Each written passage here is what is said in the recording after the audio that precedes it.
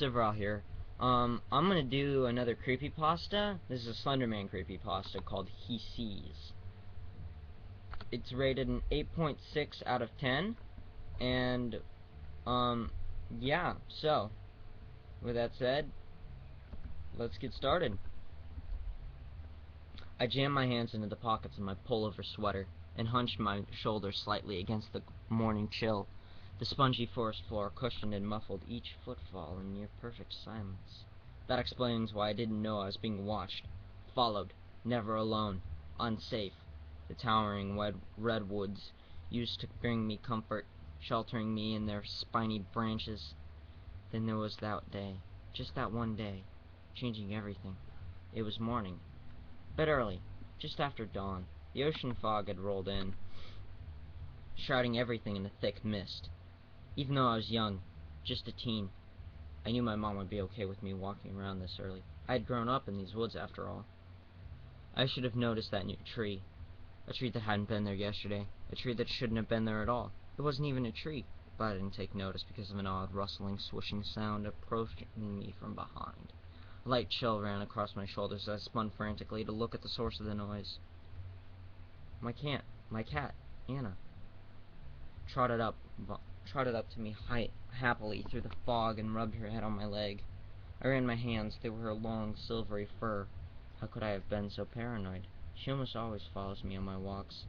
I strolled a bit longer, Anna following me unusually closely.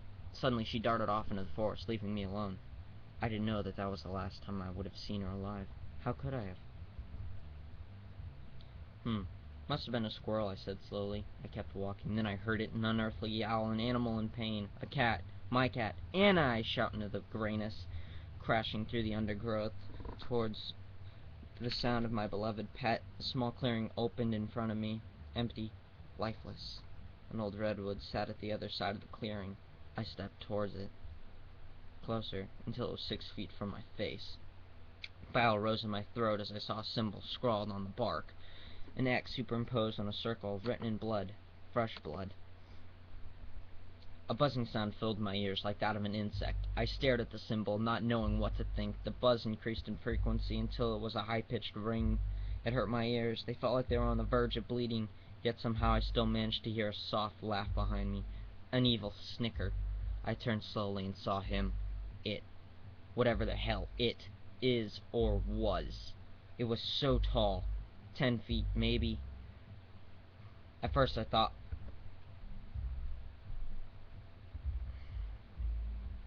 it was just someone standing there. Then I noticed something. There was no human that tall. And what human had that many limbs? Along with 2 abnormally long, spindly arms, it had others. Tentacles. 4, 6, 8, maybe 10. It was skinny too, unnaturally slender. I saw something in its hands, in its white hands, something silver and gray and scarlet. In each hand, dripping scarlet off of soft fur, the ringing in my ears gave way to his laughter. Filling my ears, filling my mind, cramming itself into my soul, eating away the good, the happy, leaving only darkness, blood, and pain. Several emotions flooded through me at once: rage, sadness, pain, but above all, fear. Undiluted fear courses through my veins along with frantic adrenaline, making me feel as though I am freezing and boiling at the same time. An awful cough rattled my bones, forcing me to my hands and knees. My back arched slightly as I inhaled, sounding like death, but that was impossible. How could I be death? How could I be when he was standing before me? I glanced up briefly, hoping he would be gone. Hope was crushed. Crushed in the face of fear. He was still there, closer, about 5 feet away from me. I was still on the ground, then he moved. He leaned towards me. I didn't look up. He bent down and grabbed me with one of his long, bony tentacles, binding my arms to my sides. He lifted me off the ground as if I weighed nothing. My eyes fluttered closed. I felt him grab my chin with his hand. Even with his palm on my chin, his long fingers reached into my hairline. His hands were surprisingly warm. I opened my eyes slowly. I opened my eyes to look upon his face. At first everything was funny. I could see shapes. I saw the outline of his head, tilted slightly as if in curiosity. He angled my head another way, and my vision came into focus. I opened my mouth to scream. He had no face, smooth, white, bald blankness, no eyes to examine me with, but that was what he seemed to be doing, no mouth to laugh with, but I knew he had. I will never forget that laugh. My scream never made it. Impossibly fast, his hand slid up to my mouth, clamping my jaw shut, displacing some of my hair which had been tucked behind my ear. He shook his head slowly. I flailed, kicking my legs wildly. In the same unnatural quickness, another sharp, angular tentacle wrapped itself around my ankles, immobilizing me completely. He shook his head more empathetically, squeezing my jaw until it felt like the bones would snap. Even though I willed myself against the impulse to cry, a tear ran down my cheek. With unexpected tenderness that contradicted the extreme pressure on my jaw, he reached up with his other hand to brush away the tear and tuck my hair out of my face.